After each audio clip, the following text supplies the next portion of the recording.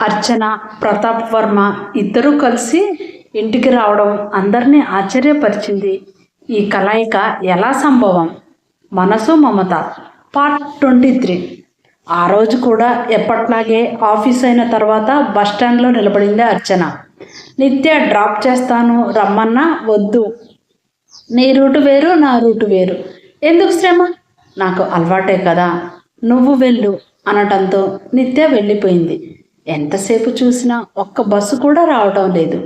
నిలబడి నిలబడి విసుగు వచ్చేసింది. అరే, బస్టాప్లో ప్రయాణికులు కూర్చోవడానికి అనువుగా సిమెంట్ బెంచీలు వేయిద్దాం అని గవర్నమెంట్కి లేదు. ఎంతసేపు అని నుంచొని ఉంటారు? పిల్లలు, వృద్ధులు, లేడీస్ అందరూ ఉంటారు. కనీసం సీనియర్ సిటిజన్స్ కోసం అన్నా ఓ 2 బెంచీలు వేయించకూడదా అనుకుంది అర్చన అక్కడ ఉన్న కొంతమంది వృద్ధులను చూస్తూ. మరి కాసేపు చూసినా బస్సులు రాలేదు. పైగా వాతావరణం మబ్బులు పట్టి ఇప్పుడో అప్పుడో వర్షం కురిసేటట్టుగా ఉంది. పోనీ ఆటోలా వెళ్దామా అనుకుంటే ఒక్క ఆటో కూడా వచ్చి చావడం లేదు సమయానికి. ఏమైందబ్బా, బస్సులు రావడం లేదు, ఆటోలు రావడం లేదు అనుకుంది. ఆమెతో పాటు బస్టాప్లో ఉన్న వాళ్ళు అదే అనుకుంటున్నారు.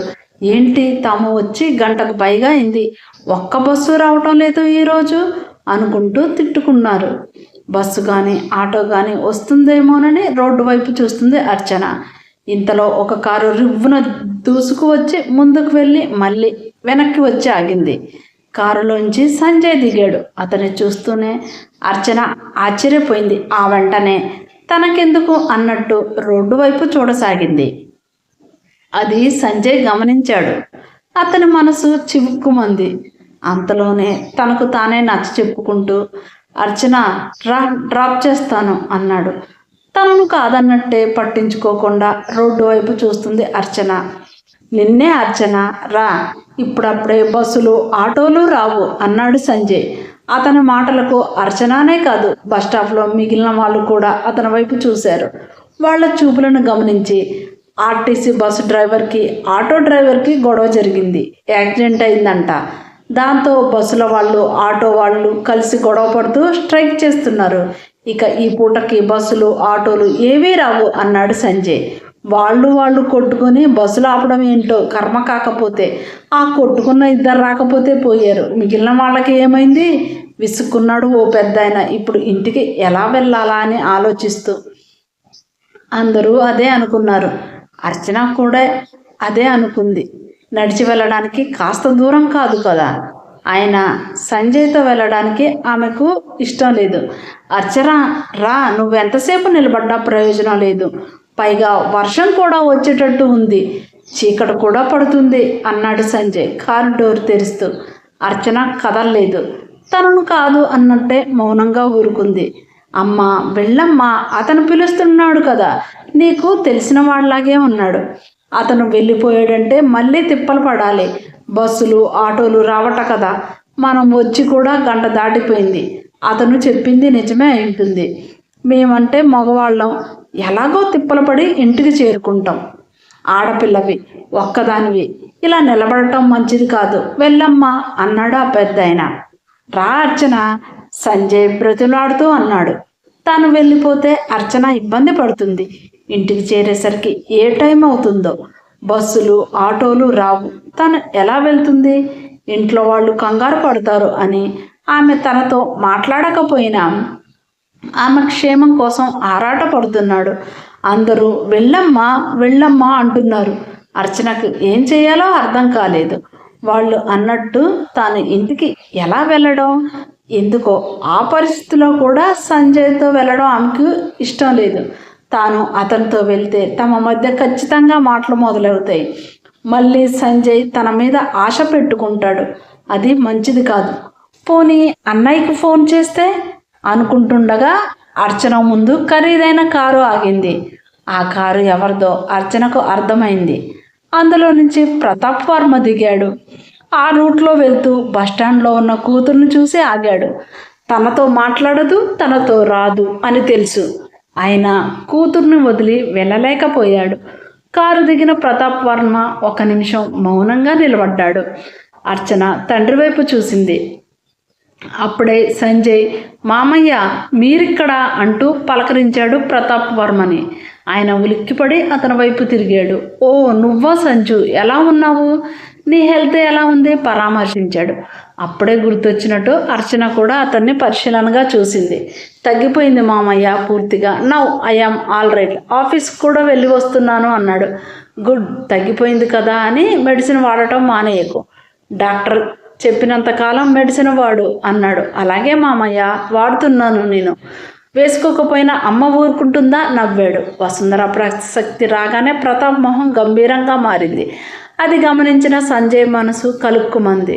వెంటనే మాట మారుస్తూ మామయ్య మీరేంటి ఇటువైపు వచ్చారు అన్నాడు. ఒక మీటింగ్ ఉంటే చూసుకొని వెళ్తున్నాను అంటూ బస్టాప్లో నిలబడి ఉన్న అందరూ తమ వైపే చూడడం గమనించి స్వీటీ రారా అన్నాడు. అర్చన ఒక క్షణం మౌనంగా నిలబడిపోయింది. రా స్వీటీ, వర్షం కూడా వచ్చేటట్టు ఉంది అన్నాడు బరితమలాడుతున్నట్టు. మరోవైపు సంజయ్ కారు డోర్ తెరిచి పట్టుకున్నాడు. రా అర్చన అన్నట్టు ఆమె వైపు చూస్తూ. ఎందుకంటే మామయ్యతో మాట్లాడదు వెళ్ళదు అని అతనికి తెలుసు. అప్పుడే ప్రతాప్ సంజయ్ కారు డోర్ తెరిచి పట్టుకోవడం గమనించాడు. ఓహో, కూతుర్ని డ్రాప్ చేయడానికి పిలిచాడన్నమాట. కూతురు అతనితో వెళ్తుంది, తనతో రాదు అని బాధగా అనుకున్నాడు ప్రతాప్ వర్మ. అర్చన ఒక క్షణం ఇద్దరి వైపు చూసింది. ఇక కూతురు రాదు అని నిర్ణయించుకున్న ప్రతాప్ వర్మ నిట్టూరుస్తూ కారులో కూర్చున్నాడు. అతను కారు స్టార్ట్ చేస్తుండగా ఒక్క నిమిషం డాడీ అర్చన అంది. ప్రతాప్ వర్మ తన చెవిని తానే నమ్మలేకపోయాడు. తన కూతురు తనను పిలుస్తుందా? నమ్మలేనట్టు కూతురు వైపు చూశాడు. తండ్రి షాక్తో తనను చూడడం గమనించింది అర్చన. అయినా అదేమీ పట్టించుకోనట్టు నేను మీతో వస్తున్నాను, ఉండండి డాడీ అంటూ కారు డోర్ తెరిచి ఆయన పక్కన కూర్చుంది. ఇంకా షాక్లోనే ఉన్నాడు ప్రతాప్ వర్మ. కూతురు తనను పిలవడమే కాక తనతో కారులో వస్తుంది అన్నది నమ్మలేకపోతున్నాడు. ఎన్నేళ్ల తర్వాత కూతురు తనను డాడీ అని పిలిచింది. ఆయన కళ్ళు చెమ్మగిల్లాయి. డాడీ స్టార్ట్ చేయండి చూస్తారే అంది అర్చన. ఆయన ఉలిక్కిపడి కారు స్టార్ట్ చేశాడు. అనుకోకుండా ఆయన చూపు సంజయ్ మీద పడింది. సంజయ్ బాధగా తమ వైపు చూస్తున్నాడు. ఆయన తన వైపు చూడగానే మెల్లగా కారు డోరు వేశాడు సంజయ్. సంజయ్ బాధపడుతున్నాడని అర్థమైంది. మరొకప్పుడైతే పట్టించుకున్నవాడేమో కానీ ఇప్పుడు కూతురు తనతో మాట్లాడింది, తనతో వస్తుందన్న సంతోషంలో ఉన్నాడు ప్రతాప్. అందుకే అతని గురించి పట్టించుకోకుండా కారు స్టార్ట్ చేశాడు. అర్చన మౌనంగా బయటకు చూస్తుంది. కొన్ని నిమిషాలు నిశ్శబ్దంగా గడిచిపోయాయి. ప్రతాప్ వర్మ డ్రైవింగ్ చేస్తూ కూతురు వైపు చూశాడు.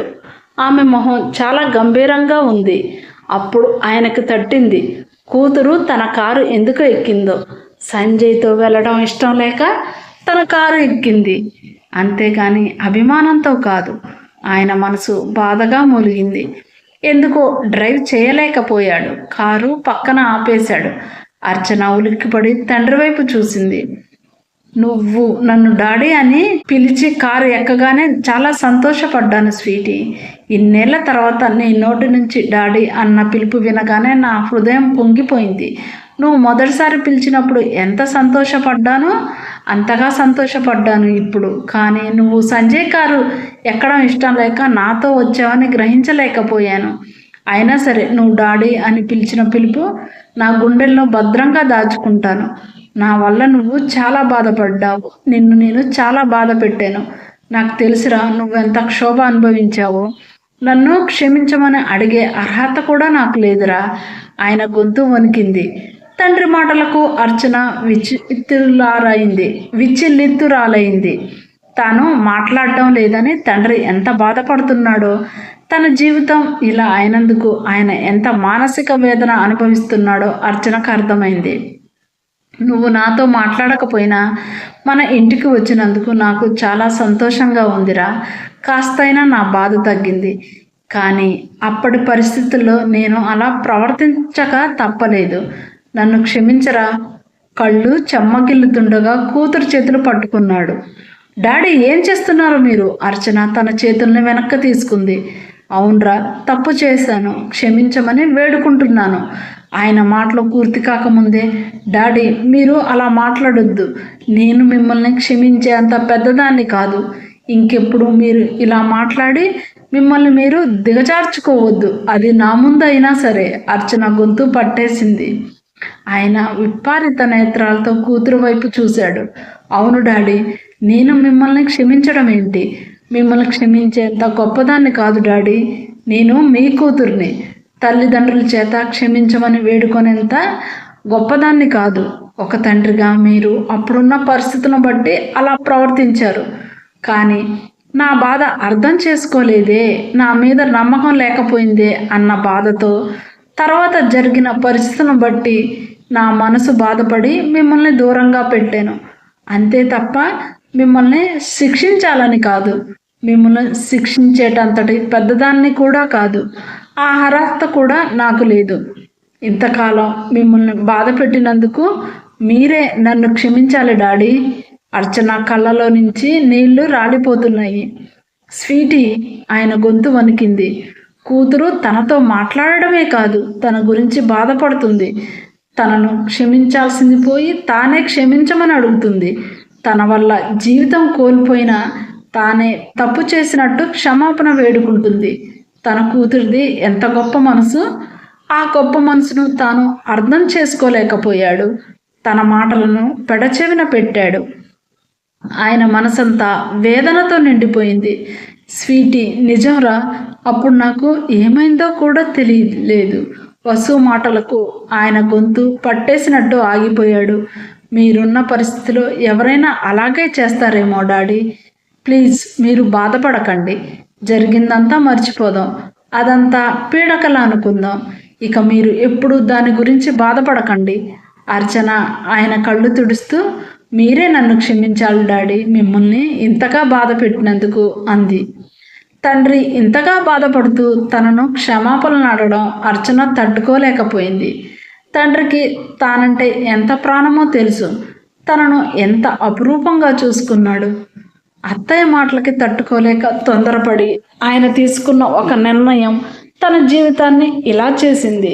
ఇందులో ఆయన తప్పేముంది అనుకున్న అర్చన ఇక ఆయనను బాధ పెట్టకూడదు అనుకుంది. స్వీటీ, నువ్వు నన్ను క్షమాపణ అడగడం ఏంట్రా? తప్పు చేసింది నేను. నా వల్లే నీ జీవితం ఇలా. ఆయన బాధతో మాట రాక ఆగిపోయాడు. ప్లీజ్ డాడీ, ఇంకెప్పుడు జరిగిపోయిన దాని గురించి మనం మాట్లాడుకోవద్దు. దానివల్ల మన మనసులు బాధపడటం తప్ప ప్రయోజనం ఏముంది? జరిగిపోయిన దాన్ని తవ్వుకోవద్దు. ఇక నుంచి మనం ఎప్పట్లాగే ఉందాం డాడీ. అవన్నీ మర్చిపోదాం. తన కళ్ళు తుడుచుకుంటూ అంది అర్చన. కూతురు కళ్ళలో నీళ్లు చూసి ఆయన తట్టుకోలేకపోయాడు. స్వీటీ అంటూ కూతుర్ని గుండెలకు హత్తుకున్నాడు. డాడీ అంటూ అర్చన కూడా ఆయన్ని హత్తుకుపోయింది. చాలా ఏళ్ల తర్వాత ఇంత ప్రేమగా తండ్రికి దగ్గర అవడంతో అర్చన కళ్ళల్లో నీళ్లు పొంగాయి. కొన్ని క్షణాలు తండ్రి కూతుర్లు ఆ భావోద్వేగంలో ఉండిపోయారు. ఆయన కూతురు నుదుటి మీద ఆప్యాయంగా ముద్దు పెట్టుకున్నాడు. కూతురు తనను క్షమించింది. ఆయన హృదయం సంతోషంతో పొంగిపోయింది. ఇన్నాళ్ళు బాధతో కృంగిపోతున్న ఆయన మనసు ఊరట చెందింది. ఇక తనకు బాధ లేదు. తన కూతురు తనను క్షమించింది. ఈ సంతోషం ఆయన పట్టలేకపోతున్నాడు. కాసేపటికి తేరుకున్న అర్చన, డాడీ పదండి వెళ్దాం. మమ్మీ మనం ఇంకా రాలేదని కంగారు పడుతూ ఉంటుంది అంది. అవునవును అంటూ కారు స్టార్ట్ చేశాడు ప్రతాప్. కారు డ్రైవ్ చేస్తూనే కూతురు వైపు పదే పదే అపురూపంగా చూసుకుంటున్నాడు ప్రతాప్. అది గమనించిన అర్చన నవ్వుతూ, ఏంటి డాడీ ఇప్పుడే కొత్తగా చూస్తున్నట్టు చూస్తున్నారు అంది నవ్వుతూ. చాలా ఏళ్ల తర్వాత నా కూతుర్ని కొత్తగా చూస్తున్నాను. చాలా సంతోషంగా ఉంది. ఆయన మాటలు తడబడ్డాయి. అర్చనకు ఆయన సంతోషం అర్థమైంది. మరి ఈ హ్యాపీ అకేషన్ సెలబ్రేట్ చేసుకుందామా డాడీ? చిరునవ్వుతో అంది. Why not? చెప్పు, ఏం కావాలి నీకు? సంతోషంతో ఉబ్బి తబ్బిబ్బవుతూ అడిగాడు ప్రతాప్. ఐస్ క్రీమ్ కావాలి డాడీ, చిన్నపిల్లలా అడిగింది అర్చన. Ice cream? ఆశ్చర్యపోయాడు ప్రతాప్. అవును డాడీ, నాకు ఐస్ క్రీమ్ అంటే ఇష్టమని మీకు తెలుసు కదా.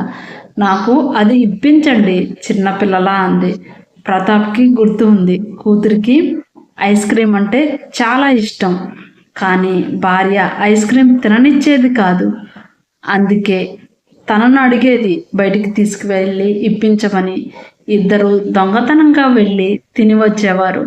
అది గుర్తొచ్చి ఇద్దరి పెదాలపై చిరునవ్వు వెలిసింది. మీ మమ్మీ నాతో మాట్లాడటం లేదు, ఇక మన ఇష్టం నవ్వుతూ అన్నాడు ప్రతాప్. ఎందుకు అని తండ్రిని అడిగి ఇబ్బంది పెట్టడం ఇష్టం లేకపోయింది. తన గురించే అని సూచాయగా అర్థమైంది. దగ్గరలోనే ఉన్న పార్లర్కి తీసుకువెళ్ళి కూతురికి ఇష్టమైన ఫ్లేవర్ కొని తానే స్వయంగా తినిపించాడు. వాళ్ళ వెనకాల ఫాలో అవుతూ వచ్చిన సంజయ్ ఇదంతా చూశాడు. తండ్రి తినిపిస్తుంటే ఆనందంగా తింటుంది అర్చన. మళ్ళీ అప్పటి తండ్రి కూతుర్లు కనిపించారు సంజయ్ కళ్ళకు. ఇప్పటికైనా మామయ్యతో మాట్లాడింది. పాపం ఆయన అర్చన విషయంలో ఎంతో బాధపడుతున్నారు. ఇప్పటికైనా ఆయన బాధ కాస్తైనా తీరింది. తండ్రి కూతురు నవ్వుతూ మాట్లాడుకుంటుంటే అటే చూస్తుండిపోయాడు సంజయ్. తండ్రి ఏదో చెప్తుంటే వింటున్న అర్చన క్యాజువల్గా బయటకు చూసింది. కారులో కూర్చొని తమ వైపే చూస్తున్న సంజయ్ కనిపించాడు. తమను ఫాలో అయ్యాడా ఎందుకు అనుకుంది. ఆ వెంటనే చూపు తిప్పుకుంది. అది సంజయ్ చూశాడు. తనని చూడటానికి కూడా ఇష్టపడటం లేదు. అతని మనసు కలుక్కుమంది. ప్రతాప్ వర్మ అతన్ని చూడలేదు. సంజయ్ కారు స్టార్ట్ చేసుకొని వెళ్ళిపోయాడు. వెళ్దామా డాడీ, వర్షం వచ్చేటట్టు ఉంది, అదుగో చినుకులు పడుతున్నాయి అంది అర్చన. సరేనమ్మా అంటూ పిల్లలకు కూడా వాళ్ళకి ఇష్టమైన ఫ్లేవర్ ఐస్ క్రీమ్, మిగతా వాళ్లకు ఫ్యామిలీ ప్యాక్ తీసుకొని వచ్చారు. తండ్రి కూతుర్లు ఇద్దరు కలిసి రావడంతో అందరూ ఆశ్చర్యంగా చూశారు. తల్లిని చూడగానే పూజ పరిగెత్తుకుంటూ వచ్చింది మమ్మీ అంటూ. పూజను ఎత్తుకొని ముద్దు పెట్టింది అర్చన. ఇదిగోరా ఐస్ క్రీమ్ ప్రతాప్ ఇచ్చాడు. పూజ తల్లి వైపు చూసింది. తీసుకో నవ్వుతూ అంది అర్చన. పూజ తీసుకుంది. ఆయన మనోహరాల్ని ముద్దాడాడు. తాతగారికి థ్యాంక్స్ చెప్పావా అర్చన అంది. థ్యాంక్స్ తాతగారు ముద్దుగా అంది పూజ. మరి నీకు ఐస్ క్రీమ్ ఇచ్చాను కదా, నాకు కిస్ ఇవ్వవా బుగ్గ చూపిస్తూ అన్నాడు ప్రతాప్. తల్లి చేతుల్లో ఉన్న పూజ చటుక్కున వంగి ఆయన బుగ్గపై ముద్దు పెట్టుకుంది. ఆయన తెగ మురిసిపోయాడు. అర్జున్ ఆదిత్యలకు కూడా ఐస్ క్రీమ్ ఇచ్చి మరో ప్యాక్ ఫ్రిడ్జ్లో పెట్టమని కోడలికి ఇచ్చాడు. మాధురి ఇంకా నమ్మలేనట్టు ఆశ్చర్యంగా భర్త వైపు కూతురు వైపు చూస్తుంది. నాకు నా కూతురికి దిష్టి తగులుతుంది, మీ మమ్మీని అలా చూడొద్దని చెప్పరా నవ్వుతూ అన్నాడు ప్రతాప్. అప్పుడు అందరూ స్పృహలోకి వచ్చి, ఏంటి మీ ఇద్దరైనా కలిసి రావడం, లేకపోతే కలకంటున్నామా అన్నారు. నేను నమ్మలేకపోతున్నాను డాడీ. విక్కీ అయితే అస్సలు నమ్మలేనట్టుగా అన్నాడు. ఎదురుగా కనిపిస్తుంది కదరా అన్నాడు. ఎక్కడ కలిశారు డాడీ అడిగాడు ఆశ్చర్యంగా. ఎక్కడైతే ఏంట్రా, నా స్వీటీ నన్ను క్షమించింది, మీ మమ్మీకి చెప్పరోయ్. తను నాతో మాట్లాడకపోయినా నష్టం లేదు, నా కూతురు ఉంది నాకు. అర్చనను దగ్గరకు తీసుకుంటూ ఫోజుగా అన్నాడు ప్రతాప్. అర్చన పెదవులపై నవ్వు విరబూసింది. మాధురి ఆశ్చర్యంగా అంతకుమించి ఆనందంగా చూస్తుంది.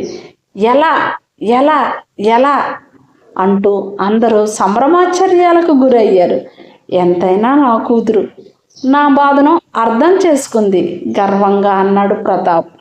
ఓ అంటూ అందరూ సంతోషంగా అరిచారు. ఈ హ్యాపీ అకేషన్ని సెలబ్రేట్ చేసుకుందాం డాడీ, బయటికి వెళ్దాం, రెడీ అవ్వండి. కాంత్ సంతోషం పట్టలేనట్టుగా అన్నాడు. ఎందుకులే అన్నయ్య, ఇప్పుడే ఆఫీస్ నుంచి అలసిపోయి వచ్చాం, పైగా వర్షం పడుతుంది, రేపు ఎప్పుడైనా వెళ్దాంలే అందే అర్చన. కాసేపట్లో తగ్గిపోతుంది, పెద్ద వర్షం ఏమీ కాదు, నువ్వు ఓ గంట రెస్ట్ తీసుకో, తర్వాతే వెళ్దాం, తొందర ఏమీ లేదు అన్నాడు కాంత్ సంతోషపడుతూ తండ్రి చెల్లెలు కలిసిపోవడంతో. నువ్వు అన్నది నిజమేరా, మనందరం కలిసి బయటికి వెళ్ళి ఎన్నో సంవత్సరాలైంది, తప్పకుండా వెళ్దాం ప్రతాప్ అన్నాడు. అర్చన తల్లి పక్కన కూర్చుంది. నేను వింటున్నది చూస్తున్నది నిజమేనా స్వీటీ, మాటలు తడబడుతుండగా అంది మాధురి. నిజమే మమ్మీ, నువ్వు హ్యాపీనా అంది అర్చన తల్లి వైపు చూసి నవ్వుతూ. కూతురు నుదుటిన ముద్దాడుతూ, చాలా చాలా హ్యాపీ. మీ డాడీని నిజంగా క్షమించేశావా? మొన్న నేను అన్నానని మనసు చంపుకోలేదు కదా? సందేహంగా అడిగింది మాధురి. నేనేమీ మనసు చంపుకోలేదు. ఆయన డాడీని క్షమించేంత పెద్దదాన్ని కాదులే మమ్మీ. ఆ సమయంలో తండ్రిగా ఆయన చేసింది కరెక్ట్. నన్ను నమ్మలేదే అని బాధతో దూరం పెట్టాను అంతే. ఇంకెప్పుడు గడిచిపోయిన దాని గురించి మనం మాట్లాడుకోవద్దు మమ్మీ. దానివల్ల బాధే తప్ప ప్రయోజనం ఏమీ ఉండదు. నువ్వు కూడా డాడీతో మాట్లాడితే సంతోషిస్తా అందే అర్చన. నీ పనిష్మెంట్ అయిపోయింది, ఇంకా నా పనిష్మెంట్ పూర్తి కాలేదు. చిరుకోపంగా భర్త వైపు చూస్తూ అంది మాధురి. నువ్వు మాట్లాడకపోతేనే నాకు హాయిగా ఉంది, లేకపోతే చెవిలో జోరీ గల ఏదో ఒకటి మాట్లాడుతూ తలనొప్పి తెప్పిస్తావు నాకు, భార్యని ఏడిపిస్తూ అన్నాడు ప్రతాప్. చూడండి రా, మీ డాడీ తన కూతురు మాట్లాడేసరికి నేను అస్సలు కనిపించడం లేదు. చెప్తా మీ పని గుర్రుగా చూస్తూ అంది మాధురి భర్త వైపు. నువ్వు నన్ను ఏమన్నా అంటే నా కూతురు ఊరుకుంటుందా ఏంటి? ఇక నుంచి నా కూతురు నేను ఒక పార్టీ అన్నాడు ప్రతాప్ సంతోషంగా. ఓ, నువ్వు మీ డాడీ ఒక జట్టు కట్టారా? సరే చూస్తా మీ తండ్రి కూతుర్ల సంగతి. కూతురు చెవి పట్టుకొని సరదాగా అంది మాధురి. బాబోయ్, నన్ను వదిలేయండి, నా గురించి గొడవలు పడకండి, నేను అందరి పార్టీ. ముందు నా చెవి వదులు మమ్మీ గారంగా అంది అర్చన. అది అలా దారికి రా నవ్వుతూ అంది మాధురి. నువ్వెందుకమ్మా దానికి భయపడతావు? అది మనల్ని ఏం చేయలేదు అన్నాడు ప్రతాప్ భార్య వైపు చూసి నవ్వుతూ. హోమ్ మినిస్టర్ కదా డాడీ, చాలా పవర్ఫుల్. మనకు ఫుడ్ బెడ్ కట్ చేసిందంటే ఇంతే సంగతులు నవ్వుతూ అంది అర్చన. అవునమ్మా, ఇదెలా నేను మర్చిపోయాను? భయపడుతున్నట్టు మొహం అదోలా పెట్టాడు ప్రతాప్. ఆయన ఎక్స్ప్రెషన్స్కి అందరూ నవ్వారు. అది ఆ మాత్రం భయం ఉండాలి కళ్ళెగరేస్తూ అంది మాధురి. అంతేనమ్మా, ఒకసారి మా జుట్టు భార్యలకి ఇచ్చామా ఇంతే సంగతులు నిట్టూరుస్తూ అన్నాడు ప్రతాప్. ఆయన మాటలకు మళ్ళీ అందరూ నవ్వారు. చాలా సంవత్సరాల తర్వాత ఆ ఇంటిలో నవ్వులు వెళ్ళి విరిశాయి. కాసేపటికి అందరూ రెడీ అయి రెస్టారెంట్కి వెళ్ళారు. సంతోషం అంతా తమదే అన్నట్టు నవ్వుతూ తుల్లుతూ సరదాగా ఒకరి మీద ఒకరు జోకులు వేసుకుంటూ డిన్నర్ చేశారు. అంత సంతోషంలోనూ ప్రతాప్లో చిన్న బాధ మొదలైంది.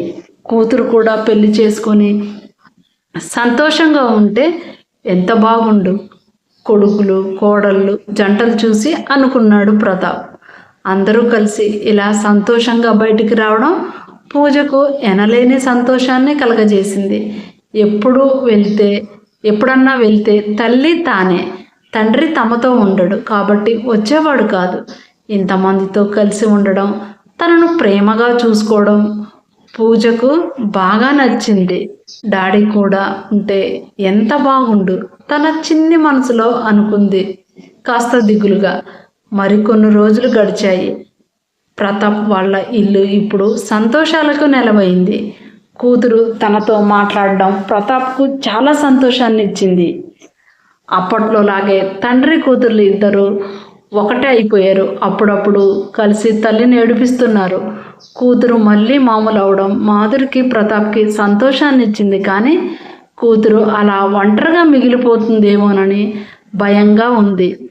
అమ్మా, నేను నీతో మాట్లాడాలి, ఇలా కూర్చో అన్నాడు సంజయ్. ఏంట్రా అంది వసుంధర. ఉండు చెప్తాను అంటూ తమ్ముణ్ణి చెల్లెల్ని కావ్యను కూడా పిలిచాడు. ఏంటన్నయ్యా అంటూ వచ్చారు. కూర్చోండ్రా, మీ అందరితో మాట్లాడాలి, ముఖ్యంగా అమ్మతో అన్నాడు సంజయ్. ఏంటన్నయ్య అంత ముఖ్యమైన విశేషం అన్నాడు సిద్ధు. ఇంతలో పని మనిషి కాఫీలు తేవడంతో అందరూ తీసుకొని తాగసాగారు. ఏంట్రా ముఖ్య విషయం మాట్లాడాలి అన్నావు, సమావేశపరిచావు, చెప్పు ఏం మాట్లాడాలి? నేను నీతో మాట్లాడాలనుకున్నాను అంది వసుంధర. అవునా, ఏం మాట్లాడాలనుకున్నావు అమ్మా, చెప్పు అన్నాడు సంజయ్ తల్లి వైపు తిరుగుతూ.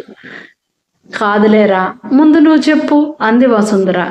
సరే నేనే చెప్తాను అంటూ ఒక క్షణం ఆగాడు సంజయ్.